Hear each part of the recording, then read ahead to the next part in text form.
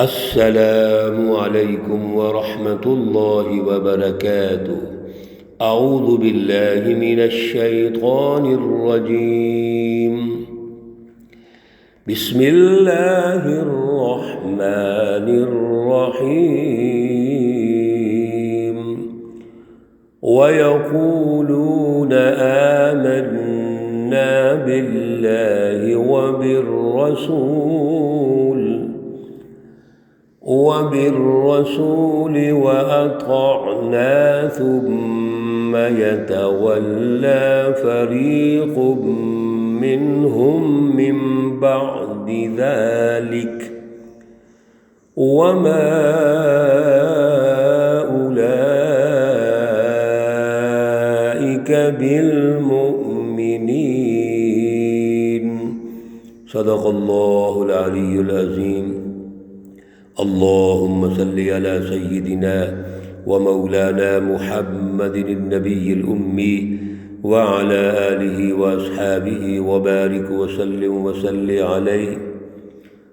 معزز سامعین و سامعات، سورۃ النور پارہ نمبر 18 آیات مقدسہ نمبر 47 تا 50 ہے۔ اللہ رب العزت ہمیں ان آیات کا فہم اور شعور عطا فرمائے اور عمل کی توفیق اور صلاحیت عطا فرمائے۔ گزشتہ درس میں اللہ رب العزت نے غور و فکر کے لیے ہمارے سامنے عقلی اور نقلی دلائل پیش کیے۔ اللہ کا یہ بڑا خوبصورت اسلوب دعوت ہے کہ جب بھی اللہ کو رہنمائی ارشاد فرماتے ہیں تو دلائل دیتے ہیں، اور یہاں سے ہمیں بھی بات یہ سمجھنی چاہیے انسانی معاشروں میں کہ جب بھی کوئی بات کریں تو دلیل سے کریں۔ محض کسی پہ چیزیں ٹھونسنا، کسی کو مجبور کرنا کسی بات پہ، یہ اسلوب غلط ہوتا ہے۔ ہمیں اللہ جو ہمارے خالق و مالک ہیں وہ یہ انداز سمجھا رہے ہیں، اور پھر تمام انبیاء علیہم السلام اور رسول رحمت للعالمین صلی اللہ علیہ وسلم کا بھی انداز دلائل کے ساتھ سمجھانے کا ہے۔ اسلوب دعوت حکمت پہ ہے، حکمت ہونی چاہیے، دلائل ہونے چاہیے۔ کوئی نہیں سمجھتا پھر بھی دلیل سے بات کرے، یہ اسلوب اللہ کی طرف سے ہے۔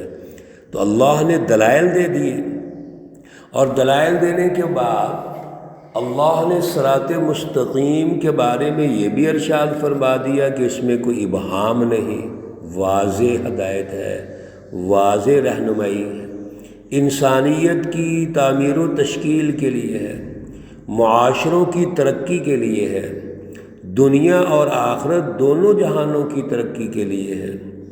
اللہ کی جتنی بھی رہنمائی ہے یاد رکھیے، اور اس پر ہمارا ایمان ہونا چاہیے، شرح صدر ہونا چاہیے کہ اللہ کی رہنمائی میں پہلا فائدہ دنیا کی ترقی ہے، اور پھر دوسرا فائدہ آخرت کی ترقی ہے۔ اللہ نے ہمیں انسانوں کو بالخصوص اور تمام مخلوقات کو جو پیدا کیا ہے، انسان تو چونکہ اشرف المخلوقات ہے، اس کو اللہ نے اعلیٰ دماغ دیا، سوچنے کے لیے، غور و فکر کرنے کے لیے، فیصلوں کے لیے دل دیا ہے اللہ تعالیٰ نے، یہ بڑے بڑے فیصلے کرتا ہے۔ اللہ نے پوری کائنات کی جو ریسرچ ہے وہ انسان کے ذریعے سے رکھی ہے۔ یہ ملکہ اللہ نے انسان کو دیا ہے کہ یہ غور و فکر کرتا ہے، ریسرچ کرتا ہے، ایجادات کرتا ہے، اللہ کے وسائل کو دریافت کرتا ہے۔ میرے عزیزو دوستو، یہ اللہ نے ملکہ رکھا ہے، اس لیے اس انسان کو غور و فکر کرنا چاہیے۔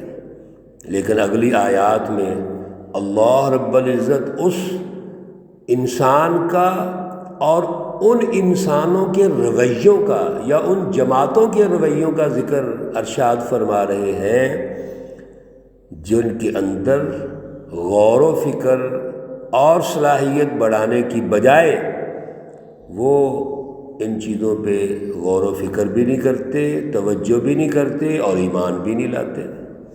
ان میں مفاد پرستی موجود ہوتی ہے، ذاتی اغراض موجود ہوتی ہیں۔ یہ طبقے سوسائٹی کے فرسودہ مزاج طبقے ہوتے ہیں۔ یاد رکھیے، اللہ نے انسان کو سائنس کے انداز میں پیدا کیا ہے۔ یہ آگے بڑھے، غور کرے، اور غور کرتے کرتے اس کائنات پر اللہ کے قریب ہو جائے، اس میں اللہ کی پہچان پیدا ہو جائے۔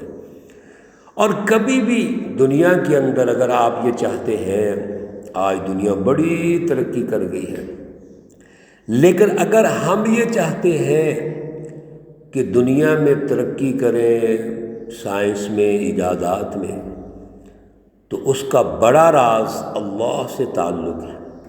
جب اللہ سے ہمارا تعلق ہوگا تو وہ سائنس ترقی کرے گی، وہ سائنسدان ترقی کرے گا۔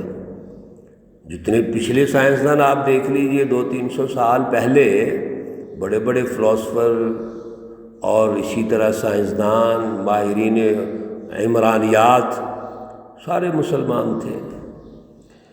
یہ تو آج 200-300 سالہ تاریخ ہے، جو غلامی کا دور آیا تو ہمیں یورپ اور انگریز اور یہ دیگر ممالک ترقی یافتہ نظر آتے ہیں، اور انہوں نے آگے بڑھ گئے اور ہم پیچھے رہ گئے۔ ہم نے غور ہی نہیں کیا، ہم نے سوچا ہی نہیں، انہوں نے سوچا تو آگے بڑھ گیا۔ لیکن اگر ہم ماضی کی تاریخ کا جائزہ لیں گے تو وہ 1100 سالہ ہمارا دور عروج ہے، جس میں مسلمان سائنسدان تھے، مسلمان موجدین تھے، مسلمان ہی فلاسفر تھے، ماہرین علوم عمرانی علوم کے ماہر تھے، اور ان کی گرفت تھی۔ سیاسی نظام ان کے کنٹرول میں تھے، معاشی نظام ان کے کنٹرول میں تھے، اور معاشرتی مینجمنٹ وہی کرتے تھے۔ جب انسان اس اعلیٰ مشن سے ہٹتا ہے، اللہ سے تعلق کمزور کر لیتا ہے، اللہ سے رہنمائی نہیں لیتا، مفاد پرستی، لالچ، خود غرضی آ جاتی ہے، پھر اس پر شیطان کا قبضہ ہو جاتا ہے، شیطانی جماعتوں کا قبضہ ہو جاتا ہے۔ اس لیے اللہ نے بڑا خوبصورت تعارف فرمایا، وَيَقُولُونَ آمَنَّا بِاللَّهِ، لوگ کہتے ہیں ہم اللہ پر ایمان لائے، وَبِالرَّسُولِ، اور رسول صلی اللہ علیہ وسلم پر ایمان لائے، وَأَطَعْنَا، اور ہم آپ کی اطاعت بھی کرتے ہیں، ثُمَّ يَتَوَلَّى، پھر جاتا ہے، فَرِيقٌ، ایک گروہ، منہم، ان میں سے، من بعد ذالک، اس کے بعد، وَمَا أُولَئِكَ بِالْمُؤْمِنِينَ، اصل میں یہ لوگ مومن ہی نہیں ہیں۔ ذرا توجہ فرمائیے اللہ کے الفاظ پر، یعنی ایمان باللہ کا دعویٰ ہے، ایمان بالرسول کا دعویٰ ہے، اطاعت کا بھی دعویٰ ہے، لیکن حقیقت میں عمل اس کے مطابق نہیں۔ پھرنے کا کیا مطلب ہے؟ جب عمل و کردار کی باری آتی ہے، معاشروں کی تشکیل کی باری آتی ہے، سوسائٹی میں کردار ادا کرنے کی باری آتی ہے، تو محض دعویٰ رہ جاتا ہے، عمل اس کے اینٹی ہوتا ہے۔ آج کیا ہو رہا ہے اس وقت ہمارے معاشرے کے اندر؟ ہم اللہ کو مانتے ہیں، قرآن کو مانتے ہیں، رسول اللہ صلی اللہ علیہ وسلم کو مانتے ہیں، بلکہ آپ صلی اللہ علیہ وسلم کی گستاخی پر جان بھی قربان کر دیتے ہیں۔ آپ کی کوئی بے ادبی کرے، ہم سے برداشت نہیں ہوتا، ہونا بھی نہیں چاہیے، لیکن پریکٹیکلی لائف جب دیکھو، اپنا سسٹم دیکھو، تو اس میں تضاد نظر آئے گا۔ ہم خود ہی، جو اللہ یہاں ہمیں بات سمجھا رہے ہیں، خود ہی دعوے کے الٹ چل رہے ہوتے ہیں۔ دعویٰ ہے ہمارا اللہ کو ماننے کا، دعویٰ ہے رسول اللہ کو ماننے کا، دعویٰ ہے اطاعت کا، لیکن اللہ کیا کہہ رہے ہیں؟ وَمَا أُولَئِكَ بِالْمُؤْمِنِينَ، یہ مومن نہیں ہے۔ اصل میں اللہ آگے وضاحت فرما رہے ہیں، ان کا مائنڈ سیٹ درست نہیں۔ مائنڈ سیٹ کیا ہے؟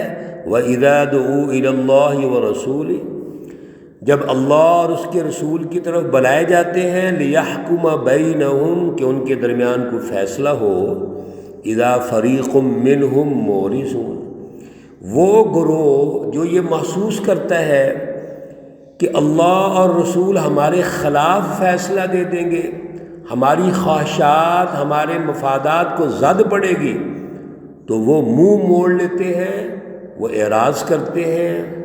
اصل میں ان کا ایک مائنڈ سیٹ ہے اور وہ یہ ہے کہ مفاد پرستی ان پہ غالب ہے، شیطانی جماعتوں کے پراپوگنڈے میں ہیں وہ۔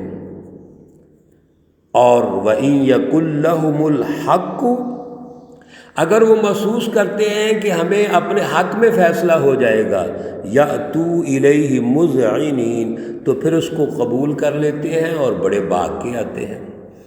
جب عدالت سے فیصلہ اپنی مرضی کا آئے تو عدالت اچھی، جب فیصلہ ہمارے خلاف آئے تو عدالت غلط۔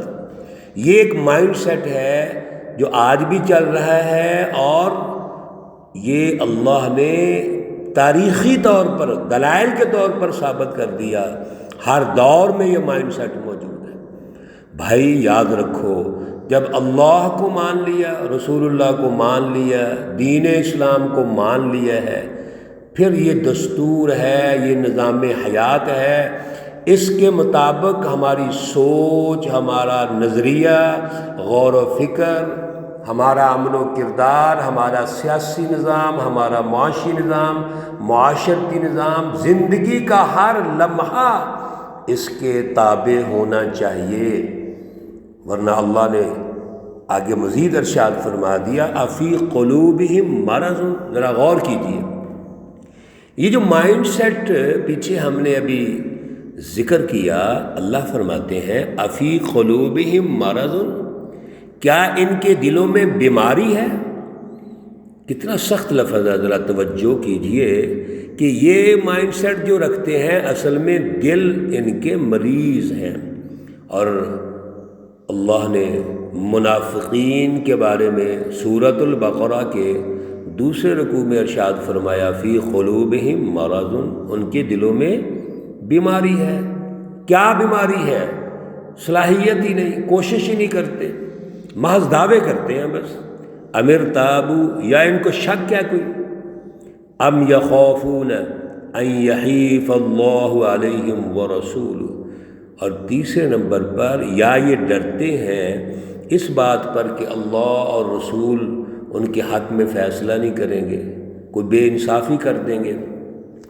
بل اولئک هم الظالمون، اللہ نے خلاصہ ارشاد فرما دیا، ساری گفتگو ارشاد فرمائی، دلائل دیے، اسلوب دعوت بتا دیا، ان کا مائنڈ سیٹ ذکر فرمایا، ارشاد فرمایا، اور آخر میں فرمایا بلکہ یہ جتنی باتیں ہیں بیماری اور سارا کچھ ان کے اندر موجود ہے، اور اللہ کے بارے میں اور رسول اللہ کے بارے میں یہ جو ان کی سوچ ہے کہ اللہ اور رسول کو بے انصافی کریں گے، ہمارے حق میں فیصلے نہیں کریں گے، اصل میں اولئک هم الظالمون، یہ خود ظالم ہیں، خود بے انصافی ہیں، ان کے دلوں میں مرض ہے، شک ہے، شیطانی جماعتوں کے پراپوگنڈے میں ہیں، لالچی ہے، ایجنٹ ہیں بڑی طاقتوں کے، اس لیے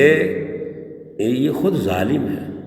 میرے عزیزو، دوستو، ساتھیو، اللہ نے ہمیں بڑا کھول کے نقشہ ارشاد فرما دیا ہے۔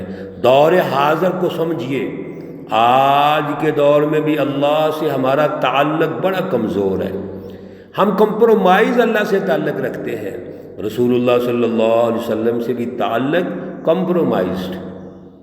ذرا غور تو کیجئے، ہم کرتے رہتے ہیں دروس میں عرض کرتا رہتا ہوں، اللہ کی فلسفی کی کتنی رٹ ہے، اللہ کے ساتھ تعلق دعویٰ ہے، لیکن اللہ کی رٹ ہمارے سسٹم پہ نہیں ہے، نہ سیاسی نظام اس کے مطابق، نہ معاشی نظام اس کے مطابق، نہ معاشرہ اس کے مطابق۔ اور معاشرہ تو بنتا ہے سیاسی اور معاشی نظاموں سے، معاشرہ از خود تشکیل نہیں پاتا، اس کے پیچھے ایک اعلیٰ سوچ، اعلیٰ ویژن، اعلیٰ فلسفی اور اس پر عمل و کردار ہوتا ہے۔ اللہ رب العزت ہمیں سمجھ عطا فرمائے، اعلیٰ شعور عطا فرمائے، اللہ رب العزت تمام مرحومین و مرحومات کو جنت الفردوس میں اعلیٰ مقام عطا فرمائے۔ اللہ رب العزت تمام بیماروں کو شفائے کاملہ عاجلہ مستمرہ عطا فرمائے۔ ربنا تقبل منا انك انت السميع العليم وتب علينا انك انت التواب الرحيم، وصلى الله تعالى على النبي الأمي محمد وعلى آله وأصحابه أجمعين برحمتك يا أرحم الراحمين۔ السلام عليكم ورحمة الله وبركاته۔